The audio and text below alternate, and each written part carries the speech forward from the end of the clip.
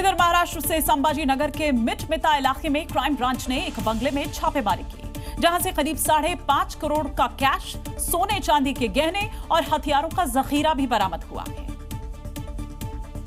जिस घर में क्राइम ब्रांच ने रेड की थी वो 90 के दशक में संभाजी नगर के डॉन बाबा फरमान की कोठी थी, जहां से नोटों के बंडल से भरे हुए बक्से मिले। कैश इतना अधिक था कि गिनने के लिए मशीन मंगवानी पड़ी। कैश के अलावा डॉन के घर से हथियारों का जखीरा बरामद हुआ।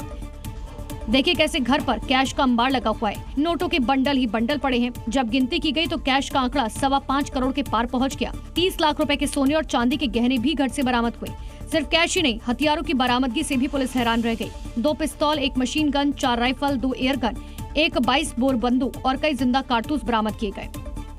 90 के दशक के डॉन रहे बाबा फरजान की 6 महीने पहले ही मौत हो चुकी है। छत्रपति संभाजीनगर और उसके आसपास के इलाकों में आतंक मचाने वाले फरजान पर दंगा करने, मारपीट, हत्या के प्रयास और अपहरण जैसे कई आपराधिक मामले दर्ज हैं। गुजरात के सूरत में रथ यात्रा से पहले पुलिस ने कानून व्यवस्था को मजबूत करने के लिए एक बड़ा अभियान चलाया। ऑपरेशन रैम्बो के तहत क्राइम ब्रांच ने शहर भर में छापेमारी कर 100 से ज्यादा धारदार हथियार जब्त किए हैं और 70 से ज्यादा संदिग्धों को गिरफ्तार किया। और शहर के लॉ एंड ऑर्डर को दुरुस्त करने के लिए पुलिस ने ऑपरेशन रैम्बो चलाया, जिसमें ये 70 से ज्यादा संदिग्ध गिरफ्तार किए गए, जिसमें कई तो माफी मांगते नजर आ रहे हैं। हमारे से गलती हो गई, आइंदा से हम आगे से चोरी नहीं करेंगे। सूरत में त्योहार से पहले क्राइम ब्रांच शहर के अलग अलग इलाकों में एक साथ रेड और सर्च ऑपरेशन चला रही है। इस दौरान 100 से ज्यादा प्रतिबंधित और घातक धारदार हथियार बरामद किए गए, जिसमें Rambo knife, button knife, dragon knife, pocket knife, tactical knife जैसे हथियार शामिल है।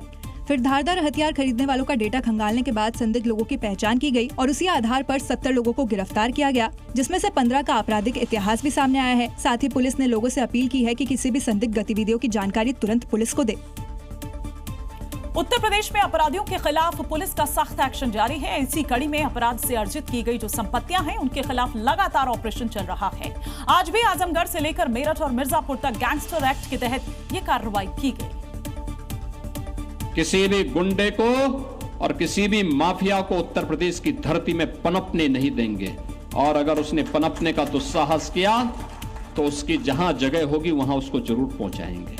सीएम योगी का मैसेज लाउड एंड क्लियर है कि अपराध किया तो अगले चौराहे पर हिसाब हो जाएगा। और ये तस्वीरें जीरो टॉलरेंस की नीति का ही नतीजा है, जिसके तहत माफियाओं और अवैध कमाई पर लगातार प्रहार किया जा रहा है। आजमगढ़ में कुख्यात गैंगस्टर, भूमाफिया और हिस्ट्री शीटर केसी राय की करीब 10 करोड़ की संपत्ति कुर्क कर दी गई। कोर्ट के आदेश पर डुगडुगी पिटवाकर कुर्की की कार्रवाई की गई।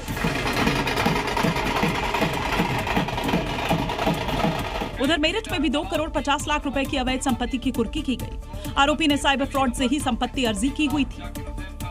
मिर्जापुर में भी जिम जेहाद प्रकरण से जुड़े गैंग लीडर इमरान की करीब 50 लाख की संपत्ति कुर्क कर ली गई।